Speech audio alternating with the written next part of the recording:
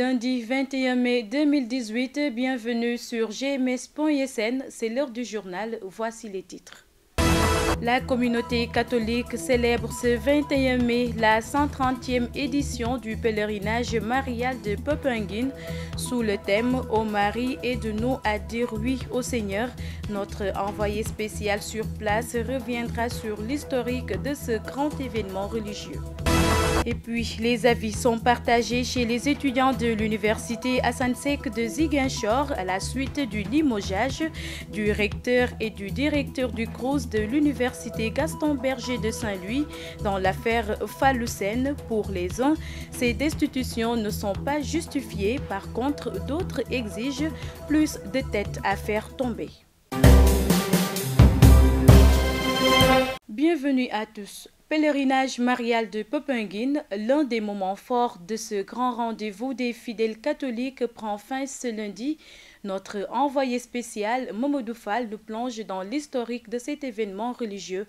Je vous propose de le suivre dans ce compte-rendu.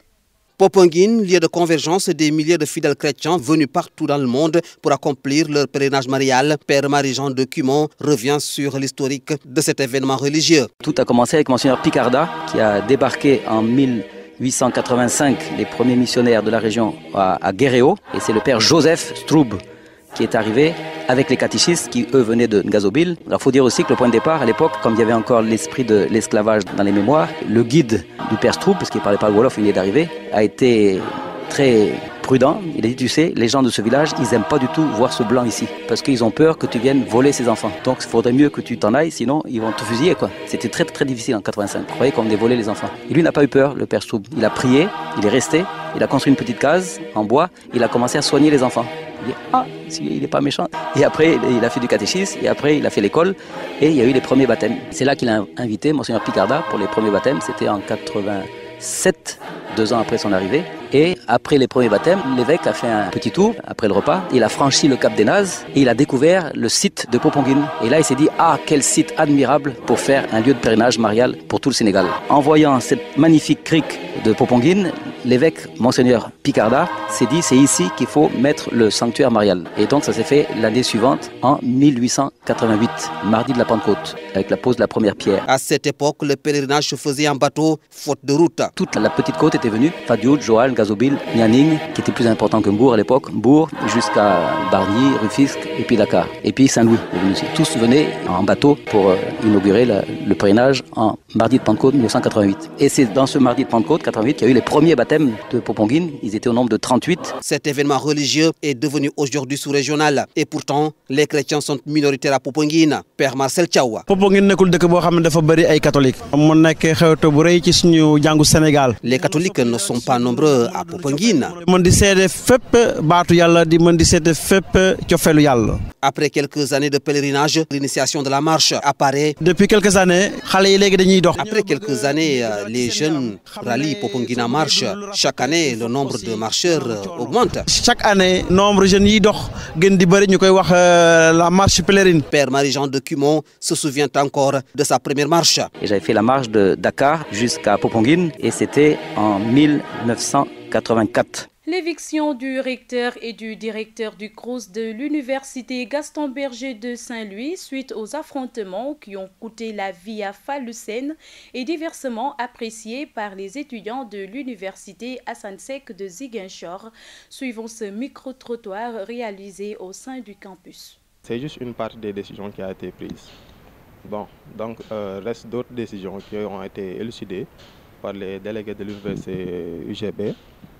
Ça reste le limogeage du ministre de l'Enseignement supérieur.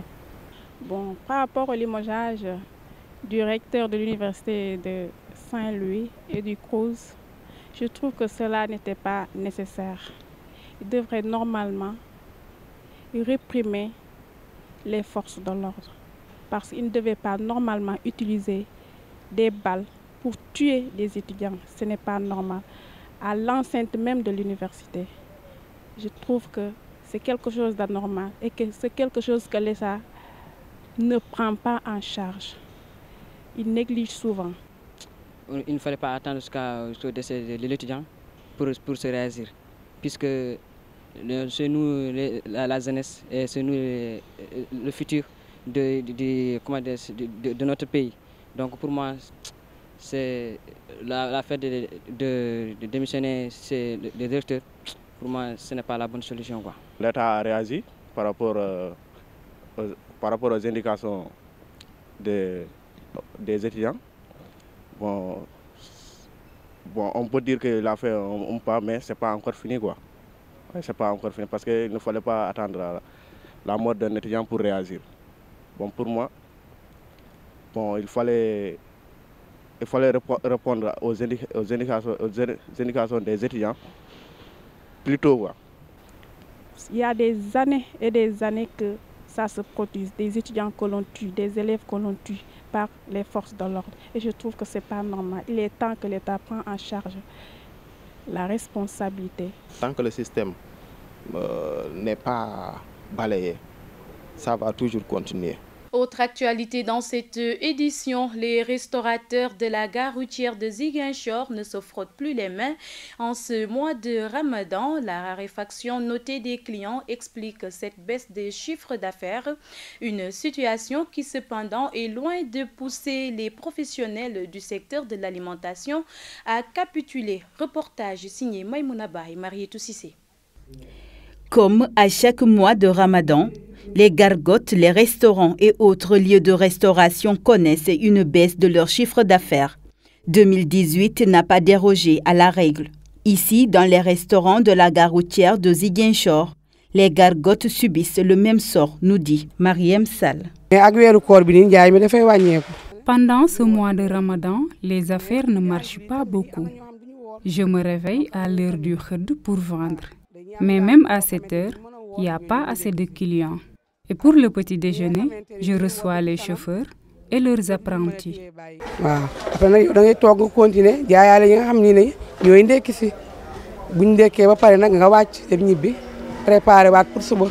À quelques mètres de là, on retrouve quelques restaurants, pratiquement le même décor. Des chaises inoccupées, la quantité des repas revus à la baisse, des restauratrices qui espèrent juste une chose, voir des occupants.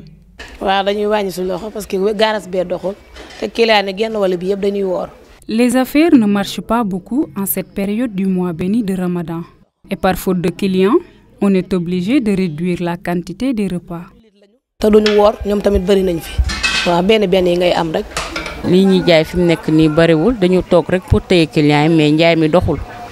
Ici, on voit une dizaine de clients qui défilent, mais ça ne marche pas. J'ai des clients étrangers, mais aussi des musulmans. Et certains sont malades, mais les autres ne sont pas habitués au carême. Il n'y a pas de rentabilité. Je vends juste pour garder la clientèle.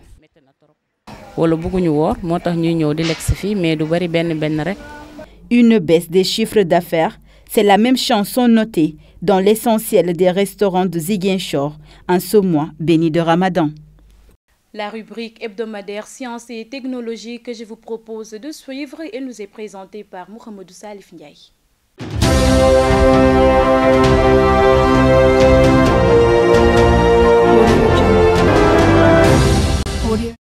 Bienvenue à votre rubrique hebdomadaire des découvertes scientifiques et technologiques.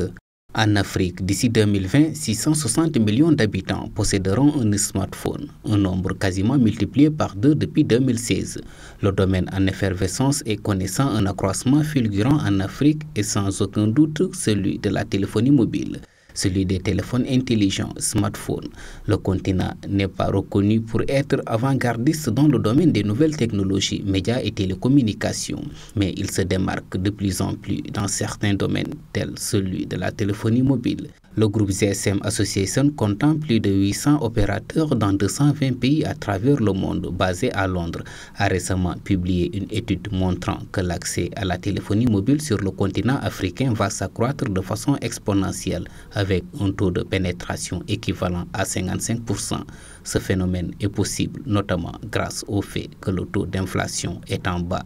La baisse des prix entraîne logiquement l'accessibilité aux smartphones et aux abonnements dont le prix diminue. La température mondiale a largement dépassé la moyenne en avril 2018 à quelques exceptions près, notamment aux États-Unis et au Canada.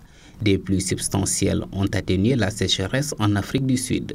En Europe, avril a été exceptionnellement chaud, en particulier dans le centre et le sud-est du continent.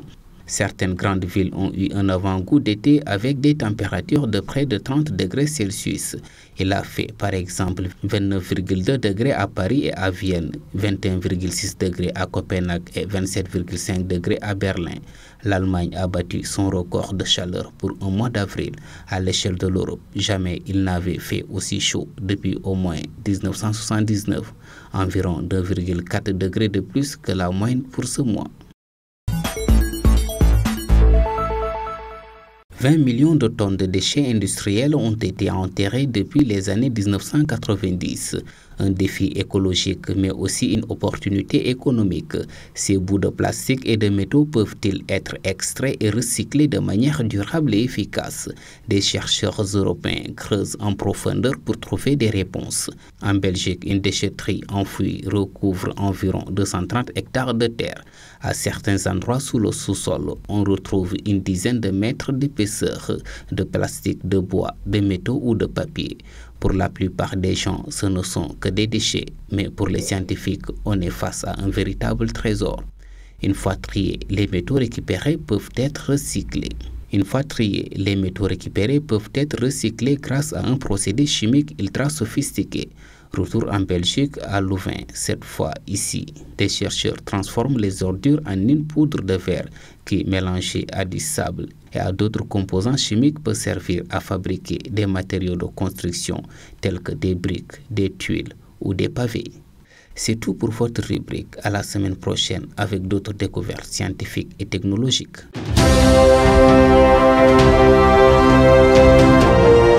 L'actualité sportive à présent, il nous est présenté par Mafou Kouyaté.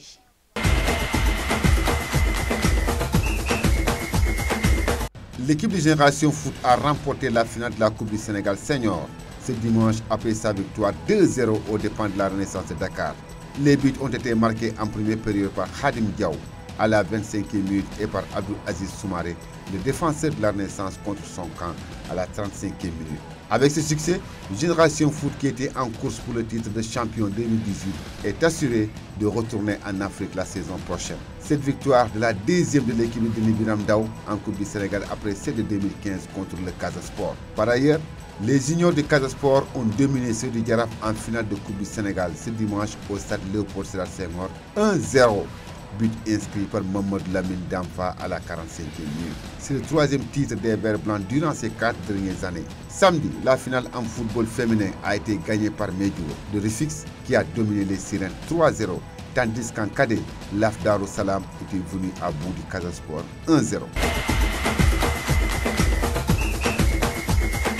La 27e journée de la Ligue 1 sénégalaise a débuté ce samedi. Les équipes de Mbour ont réalisé de bonnes opérations en s'imposant devant leurs adversaires. En effet, Mbour Petite Côte a reçu et battu Guédiawaye FC, déjà relégué sur le score de 3-1 cet après-midi au stade Caroline Faye. Le stade de Mbour a également fait pareil. L'équipe du président Salou Samb a dominé la Douane sur la marque de 2-0. Les autres matchs se sont soldés par des matchs nuls vierges. La Linguère de Saint-Louis à domicile s'est neutralisée avec le Ndiambour de Louga, 0 but partout. De même que Djambar qui a lui aussi partagé les points avec Casa Sport après un nul, 0 but partout. La suite va se jouer lundi avec les rencontres Niary Tally Sonacos et Teungueth FC contre Union Sportive de Ouakam. Pour le résultat des matchs joués hier samedi 19 mai, Linguère Djambour 0 but partout, Mbour Petite Côte Ba Douane 2-0, et Stade de Mbour Ba Guédiawaye 3-1, Djambar et Casa Sport 0 but partout. La suite de la 27e journée, lundi 21 mai 2018, à 17h, Niary Tally jouera contre Sonacos. Également, Teungueth FC jouera contre Union Sportive de Ouakam. La rencontre Génération Foot Jaraaf est remise à une date ultérieure.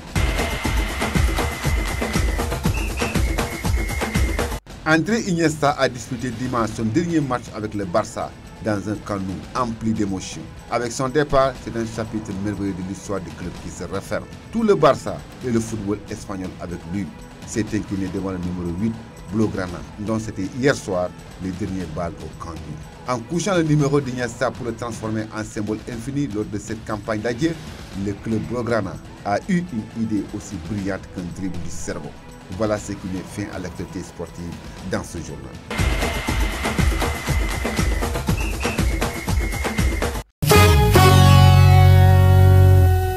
Intéressons-nous à présent à l'actualité internationale présentée en bref et en images. Elle nous mène au Burundi, au Venezuela et en Palestine.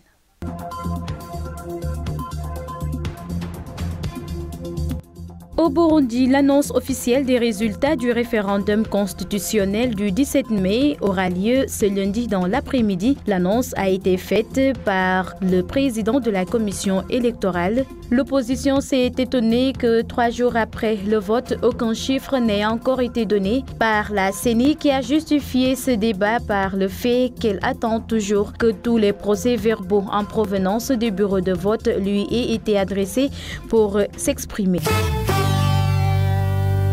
Au Venezuela, avec près de 70% des suffrages exprimés, le chef de l'État sortant devance largement son adversaire Henry Flacon, qui n'en recueillerait que 21%.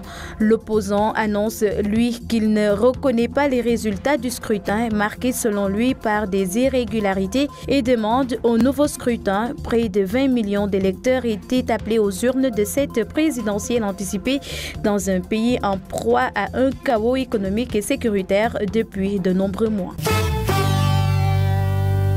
Et enfin, en Palestine, l'état de santé de Mahmoud Abbas est rassurant. La déclaration est du directeur de l'hôpital de Ramallah, où a été hospitalisé le président de l'autorité palestinienne. Celui-ci souffre de douleurs à la poitrine et d'une forte fièvre alors qu'il était opéré de l'oreille mardi dernier. C'est la 3e fois que le président Abbas est hospitalisé depuis ce moment-là. Le directeur de l'hôpital a précisé que les résultats des tests étaient excellents, mais que Mahmoud Abbas restait encore hospitalisé.